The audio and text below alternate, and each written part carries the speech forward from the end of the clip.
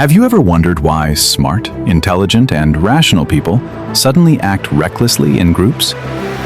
Why someone that is calm and collected alone can be swept away in the delusions of a crowd? Gustave Le Bon, a French philosopher, in his timeless classic, The Crowd, a Study of the Popular Mind, reveals a truth that is as urgent today as it was more than a century ago. When you lose yourself in the crowd, you lose a part of your higher self. Le Bon warns us of a dangerous transformation. He writes, "By the mere fact that he forms part of an organized crowd, a man descends several rungs in the ladder of civilization. Isolated, he may be a cultivated individual, but in a crowd, he is a barbarian, that is, a creature acting by instinct. The masses have never thirsted after truth. They turn aside from evidence that is not to their taste, preferring to deify error if error seduces them. Whoever can supply them with illusions is easily their master, and whoever attempts to destroy their illusions is always their victim, an enemy of the state. An individual in a crowd is a grain of sand amid other grains of sand, which the wind tosses to and fro in any direction it pleases." Think about that. Intelligent people, doctors, judges, teachers, professors, scientists, that are usually evidence-driven, business gurus that make decisions driven by data, fathers and mothers, are pitifully swept up into movements they would never follow alone. Politicians, leading people to defend governments that obviously are killing these same people and destroying their nations. Maybe you've felt it yourself. The desire and thrill of belonging, the rush of unison, the comfort of being carried by the tide. It feels good, until you realize you've surrendered your mind, your values, your conscience, your will, and your soul.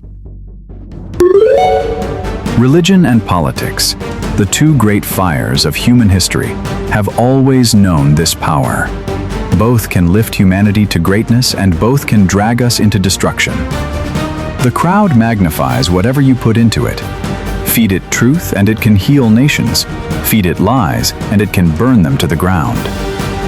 Religious leaders have asked their entire congregation to drink cyanide, and they did, and they all died. Adolf Hitler made the entire German people believe they were more special than every other human race. They believed it, and went about to commit one of the world's most heinous genocides, killing 6 million Jews. But here's the question: what can you do to resist this foolishness? How do you rise above the zombie-like tendencies of the crowd and forge your own path? Here's what you can do. First, train yourself to pause before reacting. Crowds thrive on speed and emotion. They push you to join in now, to shout now, to rage now. But wisdom is found in pause. Before you repeat what you've heard, before you share that headline, before you join the chant, ask yourself, do I know this to be true, or am I being swept away? Second, seek solitude. Great clarity is born in silence, not noise. History's greatest leaders, Moses, Jesus, Gandhi, Mandela, all withdrew to think, to pray, to strengthen themselves away from the masses. If you only ever think in the crowd, you will only ever think what the crowd thinks. Solitude gives you back your mind. Third, test everything against principle, not popularity. Ask yourself, does this align with truth, justice, integrity, or does it simply make me feel like I belong? The crowd shouts what is popular. Leaders stand for what is right. Fourth, read widely, think deeply, question constantly. Don't let social media feeds, political slogans, or religious dogma think for you. Because cowardice asks the question, is it safe?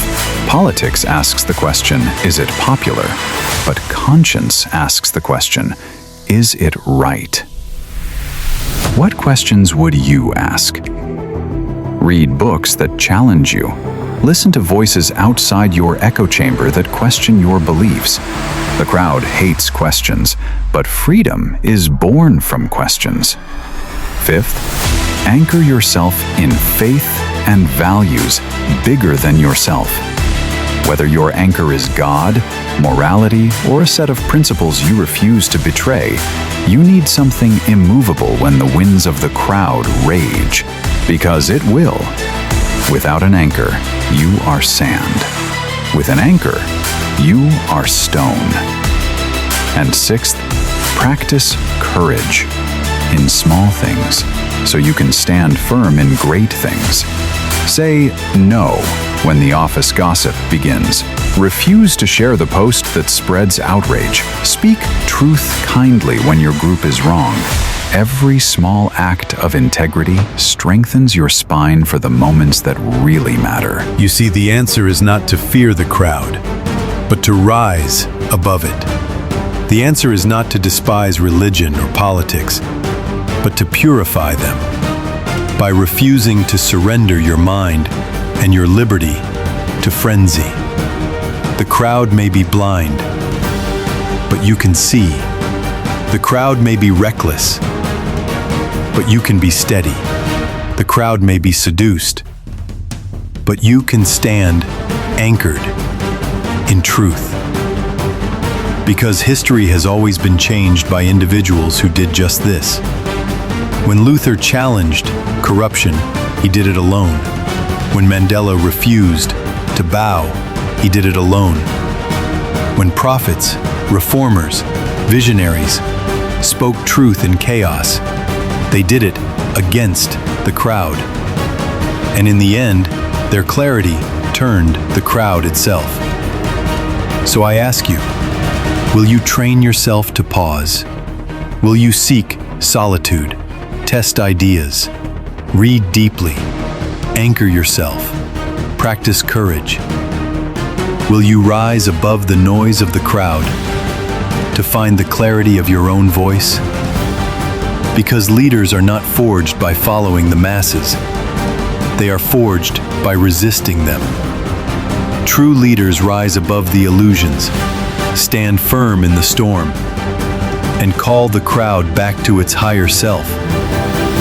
So today, you stand at a choice. You can be the grain of sand the wind stirs at will. Or you can be the rock that no storm can move. Which will you be? If you are inspired by this video, like, share, subscribe to this channel, and follow our Lessons of Life series for more inspiring experience.